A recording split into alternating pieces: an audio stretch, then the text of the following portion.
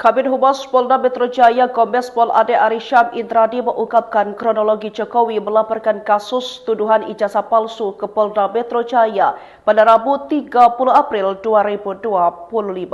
Peristiwa ini bermula pada 26 Maret 2025 di Karet Kuningan, Setiabudi, Jakarta Selatan, ketika Jokowi mengetahui adanya video di media sosial yang memfitnah dan mencemarkan nama baiknya dengan tudingan ijazah strata 1 miliknya palsu. Oleh karena itu, Jokowi meminta ADC atau ajudan dan kuasa hukum untuk mengumpulkan bukti-bukti dari berbagai media sosial, ungkap Ade Ari di Polda Metro Jaya pada Kamis 15 Mei 2025. Atas peristiwa itu Jokowi merasa dirugikan. Ia pun melaporkannya ke Polda Metro Jaya pada Rabu 30 April 2025 untuk melanjutkan proses hukum.